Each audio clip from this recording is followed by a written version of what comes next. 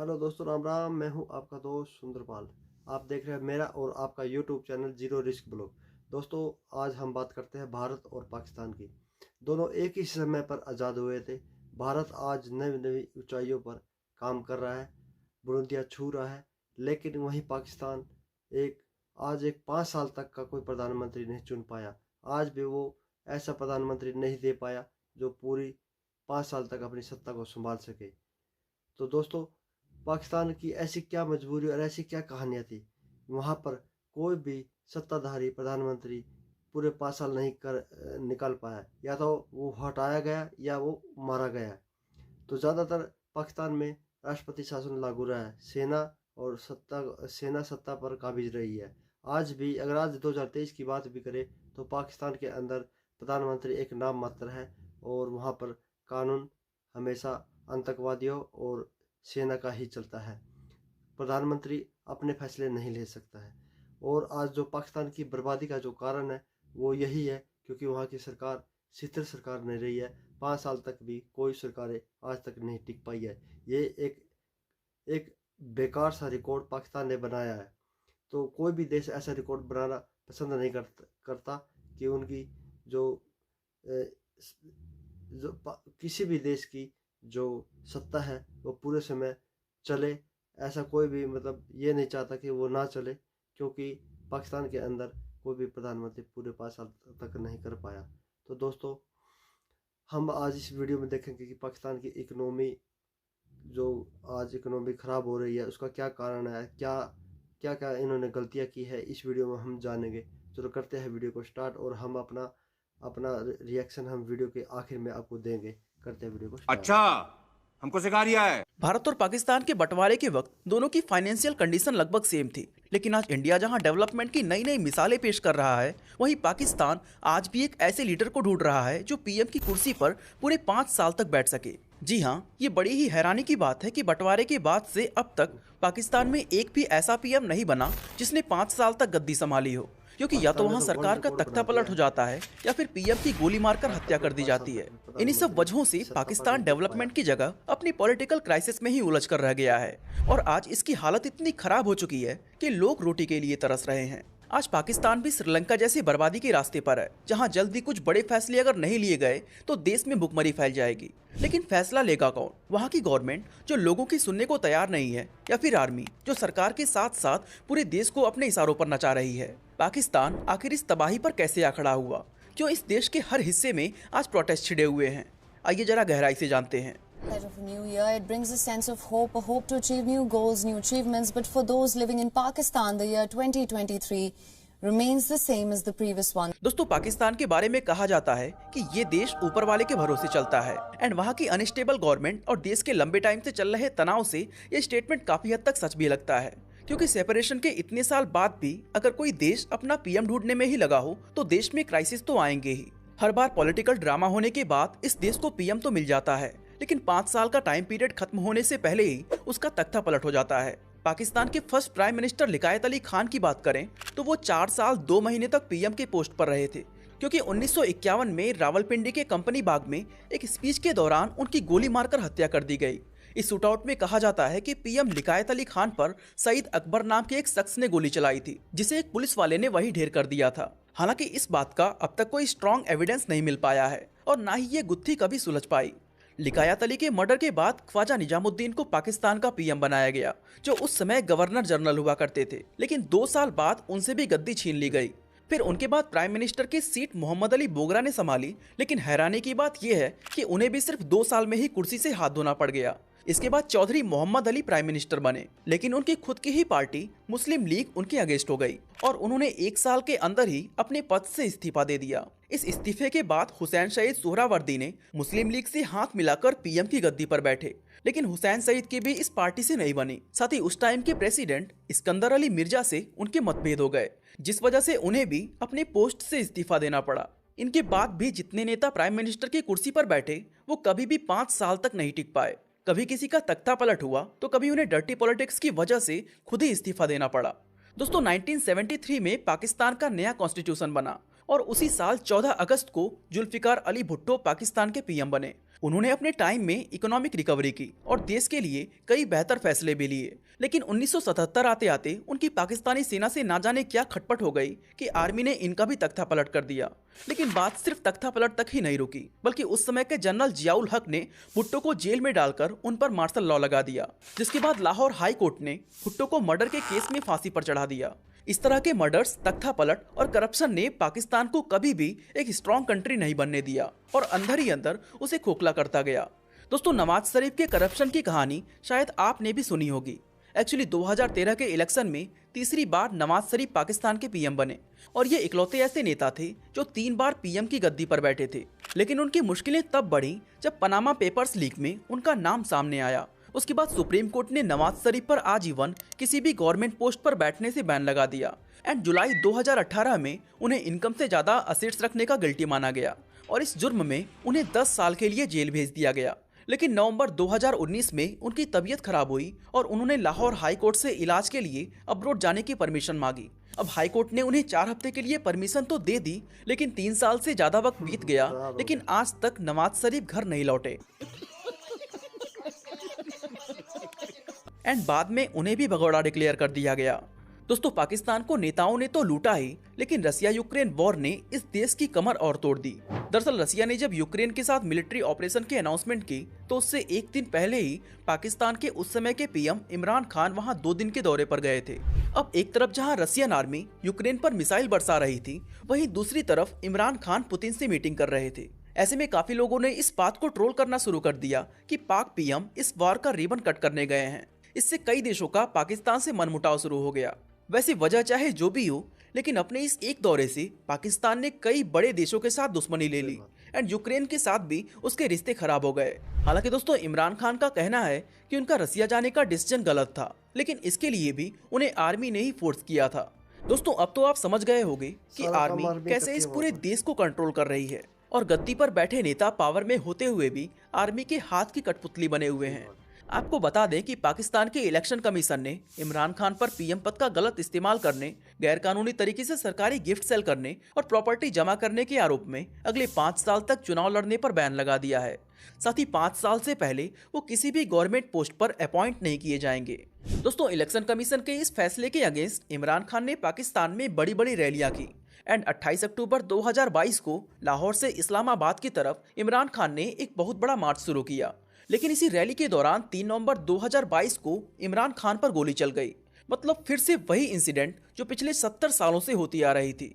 इमरान खान के पैर में गोली लगी, 3 नेताओं को गंभीर चोटें आईं और एक प्रोटेस्टर की जान चली गई। इस इंसिडेंट ने पूरे पाकिस्तान में अफरा तफरी मचा दी। पब्लिक सड़कों पर उतर आई और उन्होंने करंट पीएम के खिलाफ प्रोटेस्ट करना शुरू कर दिया। लेकिन इस हमले के पीछे था कौन, ये अभी भी मिस्ट्री बना हुआ है। दोस्तों, आज पाकिस्तान में इससे भी बड़ा चैलेंज है पाकिस्तान का बढ़ता हुआ इन्फ्लेशन रेट।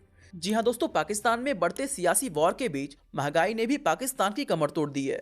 ऐसे में यहाँ भी वही हाल हो सकता है जो अभी कुछ दिनों पहले श्रीलंका में हुआ, क्योंकि एक तो यहाँ इन्फ्लेशन रेट आसमान छू रहा है एंड दूसरा फॉरेक्स रिजर्व कम हो रहा है। साथ ही लोगों को पेट्रोल के बढ़ते दाम ने भी परेशान कर रखा है।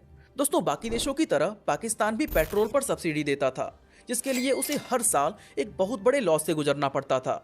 इन लॉसेस को कम करने के लिए उसने ऑयल सब्सिडी को कट डाउन करना शुरू कर दिया, जिसका असर ये हुआ कि अचानक से पेट्रोल के प्राइस में उछाल आ गया।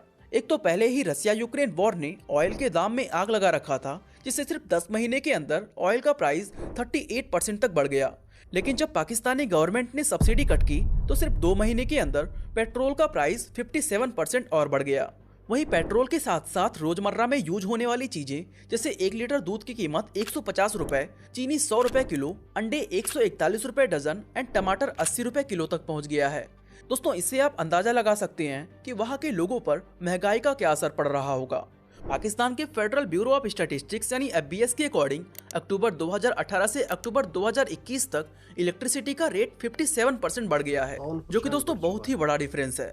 एंड इसी के चलते पाकिस्तानी गवर्नमेंट इलेक्ट्रिसिटी की खपत कम करने के लिए नए नए नियम बना रही है, जैसे देश में बाजारों को रात 8:30 बजे तक ही बंद कर दिया जाए, मॉल और मैरिज हॉल रात 10 बजे तक ही ओपन रहेंगे, इलेक्ट्रिक फैंस और बल्ब्स का प्रोडक्शन जुलाई 2030 तक को सस्पेंड कर दिया जाए। साथ ही गवर्नमेंट ऑफिसेस में इलेक्ट्रिसिटी का यूज कम करने के लिए सारी मीटिंग्स दिन के उजाले में की जाए। पाकिस्तानी गवर्नमेंट को लगता है कि इस तरह के नियमों से वो 30% तक बिजली की खपत कम कर सकते हैं, जिससे 62 अरब रुपए की बचत होगी।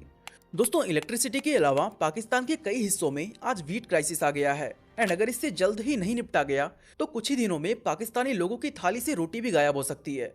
अगर हम इस्लामाबाद की बात करें तो वहाँ रोजाना 7,60,000 किलो गेहूं की खपत होती है, लेकिन आज सिर्फ 4,20,000 किलो गेहूं की सप्लाई ही मिली पा रही है।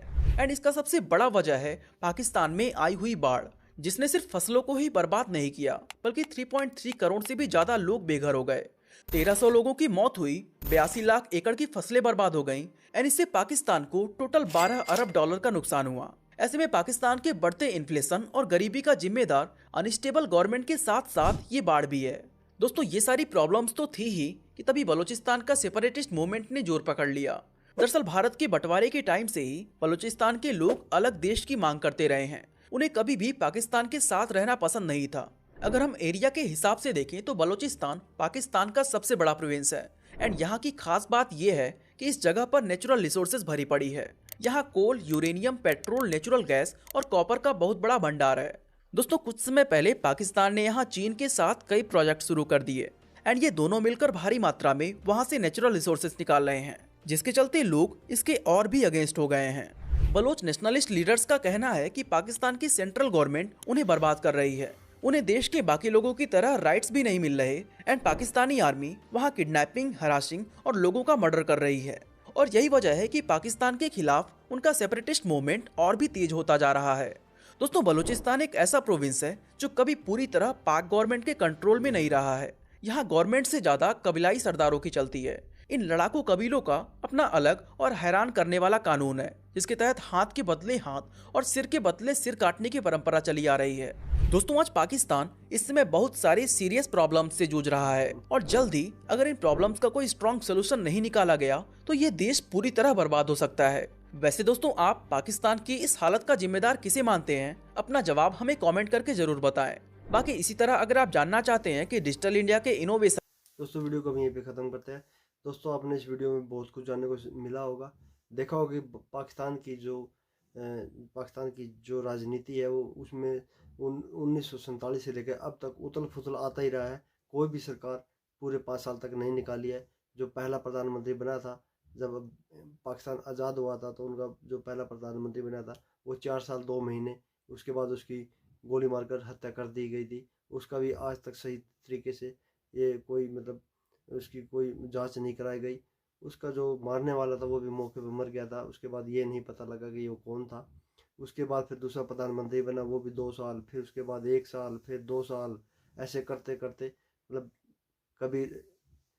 कभी सेना ने उस पर कब्जा कर लिया, राष्ट्रपति शासन लग गया। ये ऐसे होते होते तो आज तक 2023 तक ऐसे ही है।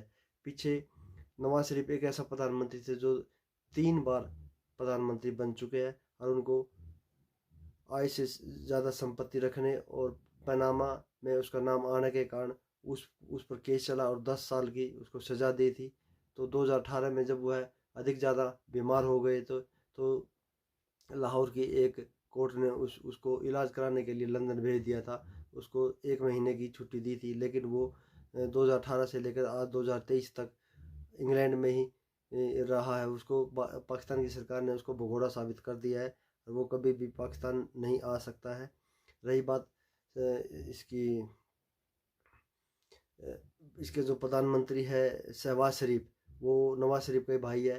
पाकिस्तानी लोग उसको पसंद नहीं करते हैं और उनके खिलाफ भी धरनेबाजी, चारों स्टेटों में धरनेबाजी हो रही है। बलूचिस्तान को एक अलग देश बनाने की मांग चल रही है। यह मांग 1947 से लेकर अब तक ऐसे ही है। बलोच लोग यह मानते हैं कि बलोच एक इंडिपेंडेंट स्टेट है, उसको हम बलूचिस्तान एक अलग देश बनाने की मांग कर रहे हैं। उनके जो विचार है पाकिस्तान की सरकार के साथ नहीं मिलते हैं। पाकिस्तान ने बलोचों के साथ बड़ा ही भेदभाव किया है। वहाँ पर उनको ज़बरदस्ती उठा लेना, उनकी बहन बेटियों के साथ ज़बरदस्ती करना और वहाँ पर दंगेबाजी, रोड़े रब्दे ऐसे करा के रखना है। अब बलोच उनका मुंह तोड़ जवाब भी दे रहे हैं आर्मी का, लेकिन ये 1947 से लेकर अब तक ऐसे चला आ रहा है। बलोच एक अलग देश बनाने की मांग कर रहा है, और सिंध अलग देश बनाने की मांग कर रहा है, और गिलगित बल्टिस्तान भी, वहाँ पर भी आए दिन धरने प्रदर्शन हो रहे हैं, वो भी एक अपना अलग इंडिपेंडेंट अपना एक राज्य बनाना चाहते हैं। पाकिस्तान 4 टुकड़ों में बंटने वाला है, जल्द ही यह देश 4 भागों में बट जाएगा। इसको अब कोई भी नहीं बचा सकता, खुद भगवान भी ऊपर से आ जाए या अल्लाह भी ऊपर से आ जाए तो उसको नहीं बचा सकता। ये आपको जल्दी ही देखने को मिलेगा अगर ये पाकिस्तान कब टूटता है। इनकी गलत, पाकिस्तान के जो नेता हैं उनकी गलत नीतियों के कारण आज पाकिस्तान की ये दुर्दशा हो रही है। ऐसी दुर्दशा शायद पाकिस्तान ने या पाकिस्तान वासियों ने कभी सपने में भी नहीं सोचा था कि ऐसा होगा, लेकिन अब इसको कोई भी नहीं रोक सकता, क्योंकि इनकी अर्थव्यवस्था बिल्कुल ख़त्म हो चुकी है। कर्जा 80% के करीब, जीडीपी का 80% के करीब इन पर कर्जा हो चुका है। अब इसको बैंक करप्ट और दिवालिया घोषित होने से कोई नहीं बचा सकता। अगर ये बैंक करप्ट हो गया तो इसमें इस देश में भयंकर मारामारी, लूट खसोट फैल जाएगी।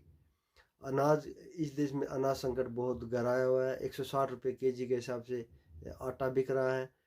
इसके 2 कारण हैं। एक तो पाकिस्तान में बड़ी ज़बरदस्त बाढ़ आई है, उसके कारण भी पाकिस्तान में इसका नुकसान उठाना पड़ रहा है। एक दूसरा, पाकिस्तान के नेताओं की गलत पॉलिसी के कारण इस देश को उसका इंजाम भुगतना पड़ रहा है। ये पाकिस्तान के लोग करते तो भारत की रीस है, लेकिन वो भारत के मुकाबले 100% में से सिर्फ 5% ही है ऐसे जो पाकिस्तान की रीस करके चल सकते हैं। भारत की रीस पाकिस्तान के बस की बात नहीं है। भारत उनसे बहुत आगे निकल चुका है। अब ये भारत का नाम, इनके भारत के साथ इनकी तुलना बनती भी नहीं है। तो दोस्तों, आपको ये वीडियो कैसा लगा? वीडियो अच्छा लगा तो वीडियो को हमें कमेंट बॉक्स में अपनी राय दे। अगर कोई भी आपके मन में विचार चल रहे हैं पाकिस्तान के खिलाफ या इंडिया के प्रति, आप कमेंट बॉक्स में हमें अपनी राय